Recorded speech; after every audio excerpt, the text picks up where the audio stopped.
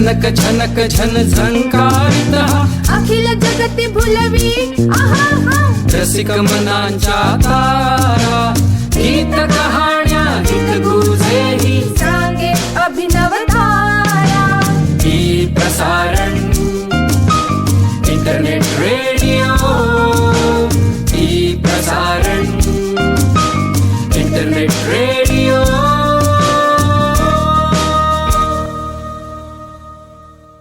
Hello everyone, welcome to the next edition of Language Talks. We have here today Kshama Dharwadkar, a passionate educationist, translator and interpreter. She works as an assistant professor of French at the discipline of French and Francophone studies, Shenoi Goembab School of Languages and Literature, Goa University, Goa. She was recently awarded the Exceptional French Language Teacher Award 2022 by the Indian Association of Teachers of French, Association of Indian French Professionals and Researchers, Association of Teachers of European Languages in India, and the French Institute in India. She has been awarded scholarships by the French Embassy in India in 2016 and Francophonie Nice in 2019 to attend teacher training course in France. She received the Venkatesh Govind Sinai Virginkar Prize for obtaining the highest marks at the final year MA examination in the subject of French held in April 2015. Welcome to the show, Kshama. Thank you. Good morning. Good morning. I would like to start by congratulating you on receiving the Exceptional Teacher Award. Thank you. Thank you. Thanks for your Congratulations. I'm sure you must be thrilled. Did you always want to become a teacher? If I have to give a direct answer to that question, it's a no. It's a big no. In fact, I come from a family of teachers where everybody is a teacher, including my aunts, uncles. My father himself was a headmaster all his life till he retired. But somehow growing up, teaching never fascinated me. I don't know why. Maybe it was just because there were too many teachers around, I guess. I never wanted to be a teacher. So my sole aim in life was to join the Indian Army growing up. Then somewhere along the line, I don't know, it changed. And then I wanted to become a doctor because I took science in 11, 12, basically. And as everybody wants to either become a doctor or an engineer, I wanted to be a doctor. However, it so happened that in the 12th, I did not really score marks that were enough to get into medical. But then I said, okay, what's the next best option? I want to be an engineer. However, at that point of time, also my mother said, see, listen, you are meant for languages. You've been endowed with languages. You already speak quite a few of them. And maybe you should do a BA French. And that time, I think there was just one college here in Goa that offered a BA French, which was in fact very close from where I live. But no, I didn't want to do that. I did try in Ferguson, but we were already late. Back then it was, I'm talking of 2002. So back then there were no online admissions or, facilities there were no cell phones. So communication wasn't that great. And all these kind of things, and I never ended up doing that BA French. On the other side, I ended up doing a BE Chemical. I became an engineer. I worked as an engineer, and then one fine day, out of the blue, it just dawned upon me that maybe I should do French. Wow! And the opportunity, sometimes you say it's the whole universe conspires. I mean, I'm going to sound very cliche when I say that, but it just came out of the blue when one of my ex-students, whom I used to give tuitions in 2001, 2002, she contacted me saying, someone I know wants tuitions for standard A, where the French is very easy, French tuitions basically. And I said, I was really fed up with my job. There was nothing new that was happening. I said, you know what, let me give it a shot. And it was just twice a week. I started doing that, even though I was having long days at work. It was quite tiring. And then I realized that maybe this is what I like. And that's how I got to French and teaching. And since then, yes, this has been it. It's been 10 years now. And I'm quite happy with what I do. So maybe it was just the universe may help me arrive at a conclusion in my vocation that yes, it is teaching and nothing else, or maybe it's just in the DNA. That is wonderful. And it has rewarded you already. Definitely. And I mean, like you said, I'll also add that it has been extremely rewarding in terms of, people knowing me, or this award that has recently been conferred upon me. It has definitely been rewarding. Yes. So I have a query about this department. We keep talking about French and Francophone studies. So can you clarify that a little bit? Yes, sure. So basically, till 2018, we used to offer a MA French.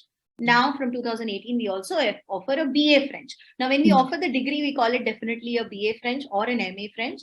But since the question you asked is Francophone studies, now why is it that?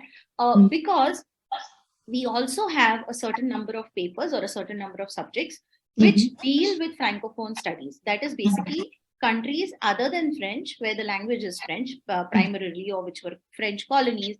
Example, we study Quebec, we study Belgium, we study the African countries like Algeria and so on, Tunisia. And we have papers related to Francophone studies at both the levels, at BA, which is in TY mainly. We teach them a paper on Francophone literature, and in MA also. In addition to this, in the month of March, we also celebrate the Francophonie Day. Sometimes it's also a Francophonie week. So to commemorate that, we sometimes have movie screenings. We have lectures. We even have lectures like once, I think twice, we've had a professor come from Quebec, Professor Carlos, and he's organized like a week of lectures on Quebec and literature, Quebec language. In fact, I think somewhere in the month of Jan, we will also be having a workshop on Belgian language and culture. Oh, okay. So yes, so we also focus on that. Yes, so one doesn't only learn French. We also learn about the other. Yes, it's inclusive. Yes, absolutely. This is very interesting. Nice. Yeah. Kshama, you went to France for a teacher's training course. Yes. So can you tell us more about it? What does it involve? Sure. I mean, it was my first trip to France, but that was in 2016. And I was always waiting to go to France since I started learning French in 2012. And it presented itself in the opportunity of a teacher training course. Applications were invited by the French, basically the Institut Français, or the French Institute in India. We had to submit a statement of purpose, and based on which we were selected. So we were 15 teachers from India that went for this training in October 2016 to the French Institute, which is called CIEP or CIEP. It's the full form is Centre International d'Études Pédagogiques, and it is in Sèvres. Sèvres is basically a suburb of Paris. It's a beautiful place, actually. So basically, CIEP operates under the aegis of the French Ministry of Education and conducts teacher trainings, also sets the papers for DELF and DALF exams. And honestly speaking, at that point of time, and even today, I consider myself extremely lucky to have received that scholarship and went to CIEP, because we were the last batch that went to CIEP. And basically, the building is really, really beautiful, dates back to, I think, 17th century, if I'm not wrong.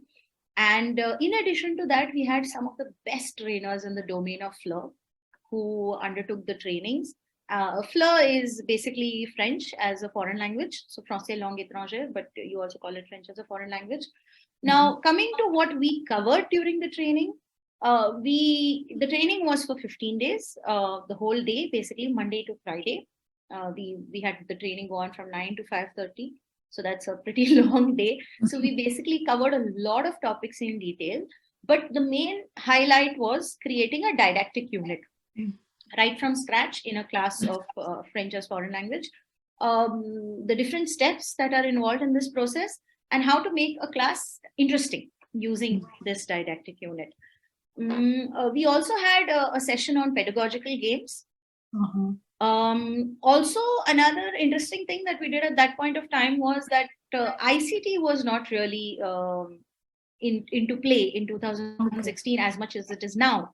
And information and communication technology, as much as we talk about at ICT in a classroom, any classroom, not just language learning, but any classroom. However, even then, they had one session, albeit it was pretty short, on how to use the different resources available online and how to create a, what do they call it? To be ready for your class the next day. So how to assemble your resources online, which were available online. Okay. We also had topics on intercultural activities in class, in a class of law, mainly because we are dealing with so many different nationalities that speak French. How would you integrate these activities in your class? So we did that. Collaborative activities, how to improve writing skills, and also the use of literary texts in a classroom. Now, this was what we did within the classroom. We also had activities outside the classroom.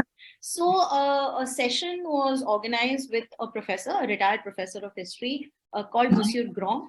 And I still remember his name. He was quite impressive, old man, but very impressive. And he took us around Ile de la Cité in Paris, which mainly has the edifice, the Notre Dame. And he spoke about the Notre Dame, he spoke about the history of the Notre Dame and the changes over the centuries this edifice has gone. This was much before the fire. So this was in 2016. So a lot of things must have changed now.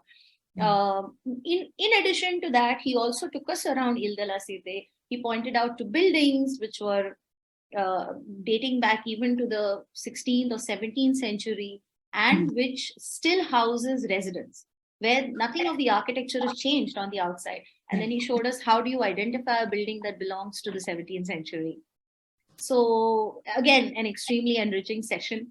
In addition to that, Mr. Grand also did a session with us on the paintings, the Impressionist paintings of Manet and Monet. And after the session, we were taken to a museum, which is called Musée Marmottan, and where an exhibition was going on of their paintings. And he told us, okay, now that we have done the session, you look at the paintings and you identify the Impressionist characteristics. So it was like a hands-on learning that we did. And after this, we also had a visit to the Cinémathèque Française, which houses everything related to the history of French cinema. So to our good luck, there was an exhibition going on, which demonstrated the journey of cinema from Méliès to today, to 3D cinema, with cameras, with reels and stories about that, little clips. After that, they even showed us a movie, and then we had to decide a movie basically about how love is depicted in movies, and we had to pick up clips and then make like a didactic unit around that. So, and the last but not the least, they also took us around for a round in the Bateau Mouche, the famous boat in the shape of a fly on the Seine. So that was also a highlight of that trip. So it was all in all a great trip. The first trip, of course. If I may continue, my second trip to France was in 2019 when I got the scholarship by Francophonia, the Nice, to attend the Université d'été, or in other words, the summer school in Nice. So again, after Paris, I think visiting Nice was another dream come true because it's a beautiful coastal town on the south side of France, on the Côte d'Azur. I had learned about it long ago when I was doing French in school. And I remember our teacher telling us that, oh, the water is blue. It's beautiful. It's pristine blue. And when I saw it after so many years, it was like, oh my God, what she said was true. And I never really imagined visiting Nice because everybody says, oh, Nice is so expensive. It's, it's one of those glamorous towns. But Nice was beautiful. It was just beautiful. And coming back to the teacher training course, I was elated that I had received the scholarship. Again, like I said, the last time we went, we were a group of 15 teachers. Here, I didn't even know if there was anyone going from India. Luckily, I found a partner later on, much later on. We did have a good time. But the highlight of this whole thing was that you are attending a teacher training course with teachers of different nationalities. They come from all across the world. I mean, I made some really good friends from teachers from Morocco, from Russia, from Turkey. And you realize, oh, there's so much more to explore. Like, how's the French teaching scenario in their countries? How's it different with respect to what you're doing? In fact, because of them, having forged these friendships, I've also got some good professional opportunities collaborating with them. So yes, it was definitely enriching. And having said that, in the 2 weeks that I was there, of course, it was not as intensive as we did with CEOP, because we used to have a training from 8 o'clock in the morning to 1. But during these 2 weeks that I was there, I basically followed 3 main modules. One was about the neuro-linguistic approach and how to develop the oral competency. The other one was about theater activities in a FLIR classroom. And the third was about how to use the resources available or lesson plans available, videos, resources available on the TV Sank Mond website. So these were the 3 main modules that I followed there. And again, in addition to all this, they also had some guided visits for us. So one was to the town of Cannes, where we have the film festival. From there, we also went to the Ile de Sainte Marguerite, and these were all guided visits. Someone was there accompanying us throughout. They also took us to Antibes, and they also took us to Villefranche-sur-Mer. So these are basically small little towns on the coast, and with history, with their little forts and all. So it's a pleasant experience. Right. Yeah. Yes, to learn something in that city itself, where the language is spoken. It must be really fascinating. Absolutely, yeah. And so Kshama, both the experiences were quite enriching and something memorable. That's what I would say. Yes. Sorry, you were saying something. No problem. Kshama, you have completed course in phonetics and phonology. So I think that's a very important aspect of any language. Yes. Because if that language is not pronounced properly, then I don't think people can relate to it quickly. Am I right? Yes. Can you tell us more about it? Yeah, sure. So I did the certificate course in phonetics and phonology from University of Mumbai in 2021. Again, it was possible. I mean, it was possible for me to do this course because it was online. It was over the weekends, and being a working professional is very difficult if it had been offline. To our good luck, the trainer was also very good. She was quite well versed with the subject. Now, the reason why I chose to do this course was because in the past, I have taught papers based on phonetics at the BA as well as the MA level. Now, at BA, of course, we do not deal with the technicalities of it. Like you said, we mainly deal with the pronunciations, because if the students don't learn to pronounce, don't learn to speak, it's going to be a mess later on. At MA, we mainly deal with the technicalities and also the transcriptions. That's the transcribing, actually. That's the main thing that we deal with. So, I said, let me just go ahead and explore this a little bit, since I had no formal training as such in this. So the main purpose of this course was to introduce the learners to the basic concepts of phonetics and phonology.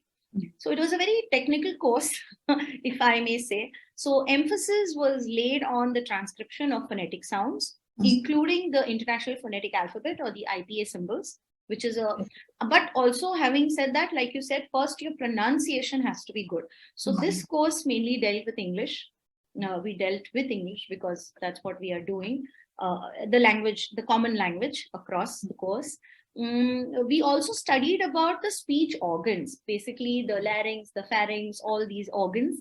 Then their functions, how they help in the production of sounds, and the different types of air streams mechanism. Now, what do I mean by air stream? Where does your air come out from? Does it come out from your nose? Does it come out from your above the tongue, below the tongue?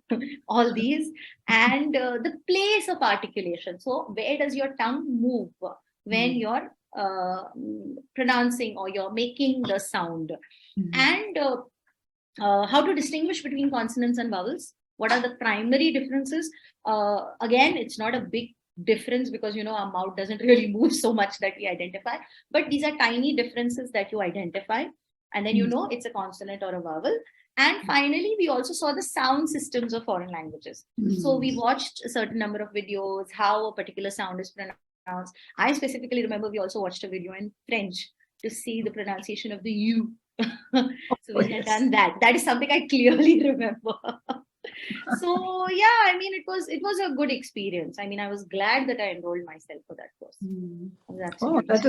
That is interesting. Thank you. In addition to being a teacher, you are also engaged in translation and interpretation. So I want to ask, is this technical interpretation or translation, or is it about literature? Oh, I must tell you, I call myself a technical translator or an interpreter. I am not a literary translator. Okay. Because I mean, honestly, if I have to say this, once when I was working as a translator at BITS, at the beginning of my career at BITS, I did try my hand at a creative file and I just fell flat on my face. It was a disaster. And after that day, I said, okay, this is not what I'm going to do, because the file is going to be a disaster. The translation is going to be a disaster. So since then, as long as I worked with BITS, I only did technical translations, only. I did one assignment of interpretation while I was there. That was also technical. Basically, it was related to generators, and it was for someone who had come from one of the African countries. So again, that was extremely technical. I have also done one more interpretation assignment in the past. This is long ago when I was a student, and it was for medical purposes. Okay. Yeah, so pretty much that's it. But recently, I mean, I did say, if somebody offers me a translation job, yes, it is always technical. But recently, a colleague of mine from the discipline of Marathi and myself, this is purely for academic purposes, not monetary purposes, but we have translated 2 short stories of Guy de Maupassant, the famous French writer, into Marathi. And our first story that we translated has been published into the Marathi journal called Kelyani Bhashantar, which is published from Pune by Kalasab Pune. And it's a care-listed journal, basically, so it adds to our academic points as well. And the second one is also a story by Guy de Maupassant. It's called Rose, and we've submitted it for evaluation purposes. So it's awaiting publication. Okay. And at the same time, the same colleague of mine from Marathi and me, we are also we are still in the discussion phase, but we wish to undertake a project of translating one of Moliere's plays from French to Marathi. So we are still in the discussion phase around it, but yeah, it's definitely in the pipeline. Fantastic. Yeah. So you are moving towards literary too now, in addition to technical. Yeah, you can say that. Yes, you can say that. Yeah. You are also a Rikayan Technology Private Limited's CAT tool trainer, right? Yes. For their tool Rian. Yeah. So please tell us about Rian also and why to use a CAT tool also. Okay, yeah, sure. Yeah. Basically, Rian happened to me by surprise. I was not even aware that a CAT tool called Rian, which is developed in India, existed. I was familiar with Trados, I was familiar with MemoQ, having worked in a translation agency. So basically, you can call it serendipity again. It was when Mansi and you all came to Goa University to speak about Rian.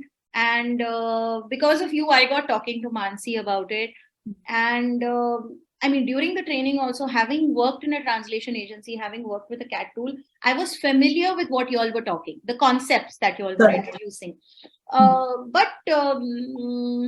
following the talk or following what Rian is, what are its features, was not at all difficult. However, having said that, what impressed me about Rian at that point of time was the fact that it had a integrated translator. I think it has 4, if I'm not wrong. And also, it could just process any file. It didn't have to be in a Microsoft Office, like a Word or an Excel or a PPT. It could even process a PNG file. It could process a PDF file. And a non-editable PDF file as well. And I've tried it myself. So that was extremely, it was like an eye-opener. That was, a game changer for a CAT tool, I would say. And something that was, again, developed in India. So I was intrigued. I got talking to Mansi about it. And that's when she offered to train me as an instructor. So I jumped at the opportunity. I came to Pune a couple of times, underwent the training. And I must also say that, every time there has been an update or there is some change in the manual, she's always come forth and said that, here's the change, here's what you need. So as a result, after being certified as a trainer, I have introduced the tool to some batches that I teach translation to. I've also done a session for a translation course which was organized by Flat World Language Solutions. I did a session on Rian. So, and that is as far as the training is concerned. As a translator, I have used Rian. I think I started using Rian in 2019. So It's been 3 years. I've used it repeatedly, especially with some very difficult files. And I was impressed with the results. Now, coming to the second half of your question, why use a CAT tool? Mainly because of the ease that it allows you to operate between files. Like I said, for example, you have a file with data, say marks entered, and there are n number of columns or n number of rows. It's very easy to replicate. Also, it increases your speed, increases your consistency, increases your quality of translation. And if we go one step ahead with the integration of translators, if we say use a translator and translate the file and then edit it, which is also called machine translation post-editing, it saves us the effort of translating. All we have to do is review the file also. So it saves a lot of time in the first thing. And you are consistent throughout your file. And you can build up your own term banks. You can build your own translation memories, which, of course, this happens over a period of time, not just with one project, but it allows you to segregate your translation memories depending on the domain that you're translating. For example, engineering, pharma, medical. And the next time you have a file from the same client, from the same domain, the process, it's so much easier and so much simpler. So yeah, CAT tool is a blessing. I would say. Yes, thanks to Rian. Yeah, thanks to Rian. Because of the indigenous product. Yeah. Yes, and that's, I think, one of the main reasons. I really appreciate their efforts. Is they've developed it in India, and it's affordable as well. If I have to add that too, it's definitely affordable. Okay, great. Yeah. Thanks for sharing your experience. Yes. And not only for Rian, but you have been a resource person in various institutions for other things also, like teaching or translation. Yeah. So we would also like to know about it. Yeah. So as a faculty at the university, we often get invited as resource persons. So I have been a resource person in Goa as well as in a couple of institutions outside the state. I have mainly spoken about the various aspects of translation, that being my forte, my main topic of interest. So basically, I've spoken about the different aspects of translation, careers in translation, my life as a professional translator, the use of CAT tools, the importance of formatting in translation, or French literature translated into Marathi. I'd done a webinar on that. So if you see, my main domain is translation that I often speak about.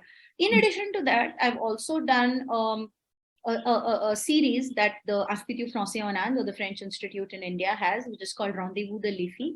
And I did it in collaboration with a colleague of mine. And we spoke about activities around Moliere's plays that have been translated into Indian languages. So we mainly focused on Konkani and Marathi. Okay. We've done on that. So this was a training for teachers, not for students. Recently, I was a mentor at a mentoring event, which was organized by Women in Localization India chapter. It was definitely a new experience for me because I've never been a mentor. So initially, we didn't even know what a mentoring event is. They came forth, they told us what it meant, and then we went ahead with it, and it was quite a success. They had 4 or 5 cities in India, and Goa had the maximum turnout. So wow. we were quite overwhelmed by that. And for the first time, we did something like this, and For me, it was the first time as a mentor, so definitely overwhelming, I would say. In the past, I've also done a workshop on creative writing for the students of BA French from Amity University, Noida. So that was related to the language. But yeah, like I said, my forte is translation. Yeah, but it's a good experience to interact with students or even interact with teachers and get out of your regular framework of a classroom and do these workshops, because there's so much more that you can explore. True. You're not within the confines of the syllabus. Yes, absolutely. You have been a French language presenter and quiz master for the language quiz competition named Kaleidoscope. Yes. So I find this very interesting. You're doing different things and equally passionately. In fact, I must say I'm glad that you asked this question because Kaleidoscope is a very happy part of my life as a French teacher or in this journey of French language in my life. The reason being, as a child, when I was growing up, I'm sure you will also remember this. We used to have a quiz by Siddharth Basu on DD. Yes. I was a child. I was really, really small. But even back then, I was quite impressed with him. And I wanted to be Siddharth Basu someday. Then Derek O'Brien happened with the Born Vita quiz contest. Being in Goa, again, like I said, we never really had the opportunity of going on Born Vita. I remember I even wrote to them saying I want to participate, but it never happened. But I was again absolutely impressed by Siddharth Basu, Derek O'Brien. And somewhere deep down, I wanted to, be a quiz master, at least at some point in my life. And Kaleidoscope gave me that opportunity. And when I came to know that's what, they want me to do, I just jumped at it and I said, yes, I will do it. When I accepted to do Kaleidoscope, it was 2015. I went on to do the French quiz for 3 years, 15, 16, and 17. But at that point of time, I was working with the Alliance. So it's actually came through the Alliance process to me. They had contacted them and then they told me to do it. Again, one of the most unforgettable experiences of my life, because it was more like a childhood dream come true, somewhere hidden down there, but it came true kind of a situation. So as a presenter, as a quiz master for the quiz, what we were supposed to do, because this quiz was held across 5 languages. So basically, second languages offered at the 11th and the 12th standard as per Goa board. So it was held in Hindi, Marathi, Konkani, French, and Portuguese. And what each one had to do was we were given 3 topics every year. We had to frame 3 articles. Basically, we didn't have to write them, but gather information, prepare 3 articles, send it back to the organizers. The organizers in turn would send it to the participating institutes. So sometimes some of the institutes would just have one team. Some would have 2 also. And so once this was done, they were given a certain number of months, I guess 1 or 2 months, to go through it to prepare. So questions were asked on these articles, number 1. Number 2, we also had a round on French grammar. Then French culture, general knowledge. They also had a round where one of the team members had to see a word and go and draw it on the board, and the other team member had to guess it. So, they were quite innovative with this concept. Another good thing about Kaleidoscope was this was a quiz that was held for the first time like this across languages. Nobody had done it before. Nobody has done it ever since. It stopped in 2017. So like they say, all good things come to an end. This did come to an end. I sincerely hope that it does make a comeback at some point of time. Because I, as a French teacher, I've received feedback from students saying that they were happy to be a part of this quiz. They saw that this initiative was being taken. And it was a good experience for them also to come up on stage, show their knowledge of French, and study something extra in French other than the syllabus, and come and answer questions. So that is quite recreational and confidence giving. Exactly. Fantastic. And then they would come up on TV as well. So there's a local channel which would telecast these episodes. So that was the bonus. Yeah.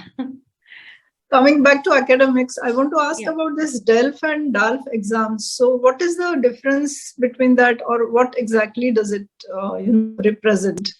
Yes, sure. So basically, the DELF and DALF are internationally recognized French language proficiency certifications. So as per the CEFRL, the Common European Framework of Languages, there are 6 levels for European languages. That's A1, A2, B1, B2, and C1, C2. So every European language, like let's take the example of Spanish or Portuguese, they all have a A1, A2, still up to C2. So what happens is why it's a common framework is because if you say you're an A1 in French and an A1 in Spanish or A1 in Portuguese, you have the same competency. Okay. So it's common across, especially with the advent of globalization and the Schengen visa, the borders are open. So it makes it much easier for immigrants to learn these languages. Now, as far as French is concerned, they're called DELF and DALF. Up to B2, it's called DELF, and up to C1, C2 is called DALF. So DELF is basically Diplôme d'études de la langue française, and DALF is the Diplôme approfondi de la langue française. So if you have a C2, it's considered to be like a mother tongue proficiency. Native level. Okay. Native level, yeah, native level. Okay, basically. Nice. So these exams basically evaluate 4 competencies. That's listening, speaking, reading, writing. The whole exam is over 100 marks. And each competency is given 25 marks. Happens over one day. So one level is over a day. And these diplomas are basically valid for a lifetime. So, basically they come in handy where a student or a learner is trying to move abroad, in this case, trying to move to France, especially for higher studies, or it also comes in handy in terms of jobs. Like sometimes if we look at the job requirements on certain companies, they'll say a BA French or a DELF B2, like that, or a DALF C1. So they are considered to be equivalent. That way. So yes, that was definitely useful. Yes. Yes. So you have taught across various, how would I say, various certifications like DELF, DALF also, then the university also. So there must be a difference between the teaching methods or the syllabus also, right? Yes. So can you tell us about it? Yeah, sure. So I started off my teaching career by teaching in schools. It was a CBSE school when I started. The second school that I taught in was a Cambridge affiliated.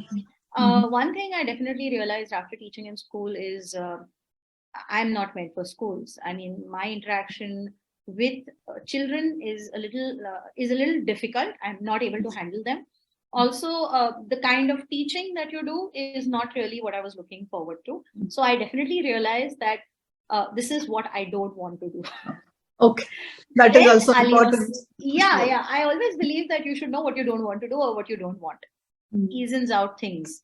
Then I moved on to the Alliance. While I was doing my master's, I started teaching at the Alliance, and then I worked at the Alliance for the next 2 years. What I realize is what you teach at the Alliance is you teach the language. So you teach it as French as a foreign language. So you don't talk about literature, you don't talk a lot about linguistics, or you don't talk about translation. You only talk about the language. So we do texts related to the language. We talk about a little bit of phonetics, because again, we should know how to pronounce the words correctly, and a bit of culture and civilization.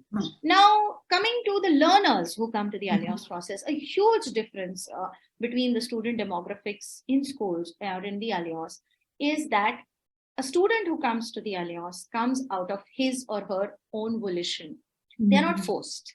They come there for a purpose. Oh, I want to go to France for higher studies. Hence, I am, learning French, and I'm not being forced to learn it. Or I wish to secure a job in France, and I'm learning French. So the motivation is at a different level altogether. Coming to the university, like I said, I also teach at the BA and the master's level. So the students that we see at a BA or a MA level, the language proficiencies are different.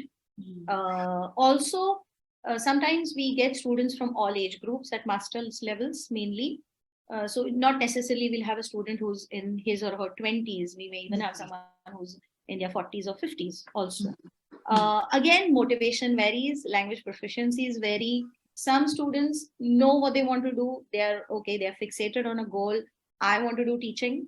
So here's what I'm going to do. Here's my steps laid out for me. I'm going to do my master's. I'm going to do my NET. I'm going to teach in a college or a university, or I'm going to do B.Ed and I'm going to teach in a school or a college or a higher secondary.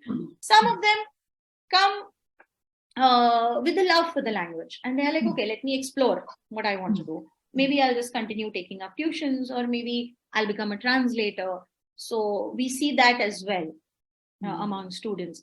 Now coming to the point of syllabus at a master's and a bachelor's level, it is taught more from a perspective of a French, you can say, as a first language somewhat, because we speak about a plethora of subjects. We speak about linguistics, we speak about literature, that includes French and Francophone literature. We speak about phonetics.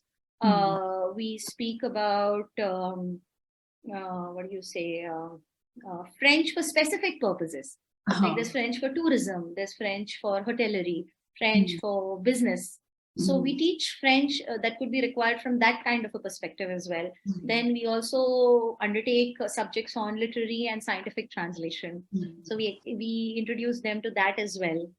So they see a whole range here. And then, of course, there's the research part, which you don't see in the Alliance or in language institutes. So at BA, for example, they are supposed to do a project as a part of the BA framework. As a part of the MA framework, they're supposed to do a dissertation. So that aspect is also there, which helps them delve further into the topics of their interest. Yeah, it's more intense. So it's more intense. Yes, it's more intense. Definitely. And now with the NEP, the focus is also on research. So dissertation has become a compulsory part of the syllabus or the curriculum. So it must be quite engaging for the students. Definitely it is. Wow, very well explained, Kshama. Thanks. Thank you. Now, you have learned a lot of languages. I mean, you know French and Konkani also, right? Yes, that's my mother tongue. Yeah. Mother tongue, yes. Yeah. So have you done translations in that also? I think you spoke about one project about Konkani. I have translated an article from Konkani to English in the past. I have not really translated into Konkani because honestly speaking, I speak good Konkani, but my written Konkani ain't that great because the literary one is a little different from what I speak. So I've not really written into Konkani, but I have done a research paper, in fact, 2 research papers. We are awaiting the second one on Moliere's plays, which are translated into Konkani. Yes. So one has been published already. Yeah. So I've done a comparative analysis from French to Konkani. So that kind of Konkani I do understand, but writing becomes a little difficult because I have not studied Konkani formally after grade 4.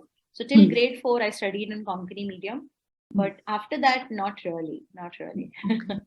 So do you plan to learn any more languages? Yes, I would love to learn Spanish. Because what has happened in the past is along my career, I've had 2 or 3 Spanish learners. One was basically sort of a beginner intermediate. The other 2 were fluent. One was a native speaker, one had native speaker fluency. And they would often relate to that. You know, what are the similarities? What are the differences? And sometimes what happens is when you're watching American series, you do tend to hear a lot of Spanish also because of the whole Mexico connection. Right. So I really want to learn, but that's a project for future. But yes, I would love to learn Spanish. Definitely. Okay. Yes. Yeah. So what is your take on the current scenario of languages? I mean, over the decade, do you see any changes? Yes, I do. Definitely I do. Having taught in the Alliance, one thing I observed was the beginning courses that we have, that's the A1, the A2, you do tend to have a big crowd. As you go higher up, the crowd kind of diminishes. So of course, sometimes what happens is students feel, oh, I've done an A1, A2 or a B1. I can easily manage with the language. So they really tend to drop out. The ones who are very serious about the language, who want to take up a career or are passionate about the language, go up to a B2, C1 or a C2.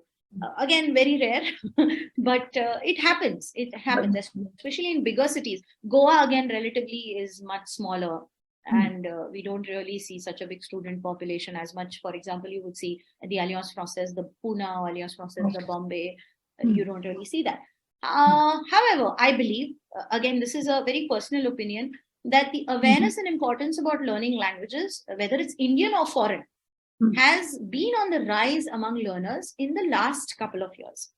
Because if you see the language industry or the trend, the Indian languages are also coming up. There's a huge requirement for translators into Indian languages. Like I'm seeing that on LinkedIn, I'm seeing that on groups across language groups, I mean to say, on WhatsApp or on Facebook. So this is, like I said, it's a very personal observation. Another factor I believe that has also led to the increase or the graph on the increasing curve is COVID, I believe, because with the onset of COVID, like if you take my example, I did the phonetics and phonology course because it was online. If it was offline, I couldn't go and sit in Bombay for 6 months. It was not possible. But with the onset of COVID, we have seen a lot of language courses being offered online. Now, I will not comment on their quality, but for example, institutes like Alliance Française went online. So for example, say I did an A1 with Pune, I could do an A2 with Bombay, or I could do a B1 with Delhi. So it also gave me a chance to explore. I'm just saying, I'm just giving an example. Another thing is, you could do it from the comfort of your home. You could do, so I mean, I have a student who's doing a course from the Alliance Française de Pune. She's sitting in Goa. Now, as a result of this, even the language institute saw a rise in the number of learners, which was definitely good for them as well. And one thing they realized is they could offer them in the online mode. And even now, if you see the current trend that colleges, universities, schools have all gone offline. But most of the language institutes have still continued in an online mode or a hybrid mode. So they have some learners sitting in the classroom, the rest are attending, say 50% is here, 50% are attending online. So, it's a win-win situation for everybody, for those who can't really physically travel or move to another city. Because sometimes, like if I have to give a personal example, I want to do Spanish, but there are no Spanish courses in Goa. So I may have to move to some other city, which is not possible. But if the course is being offered in an online mode, I will do it because I'm not losing anything in that bargain. Also, in addition to that, I feel newer job avenues or job opportunities are opening up for language professionals. I came across an article recently which spoke about what are the new careers that a language student or a language learner can take up. Example, now, once upon a time, we thought, oh, I'm going to be a teacher. That's it. But now there are localization experts, there are subtitling jobs, there's MTP editors, data training engineers. So I think language learning or the profession, language professionals are seeing an upward trend. We should just know to capitalize on it and not undervalue ourselves. That's what I believe. Because many times I've also seen, people say in the past, oh, if I get that translation job, I'll even do it for free. And that's where I tell them, if someone says this in front of me, please don't do it for free. You're harming the market. You're harming other professionals out there. So we need to know that we shouldn't undervalue ourselves. We need to stick to what we deserve. Yes. That's what I feel. Yeah. So there's definitely hope for us. Sure. There's definitely hope. Certainly. Wow. This was a lovely conversation. Thank you. And thank you for sharing your experience with us. Yeah, this was really informative, Kshama. Thank you for sharing all the information. And I wish you all the best for all your ventures and, of course, your PhD also. Yeah. Thank you. Thanks for having me over. I really appreciate the opportunity. Thank you once again. Thank you so much. Bye-bye. Bye-bye.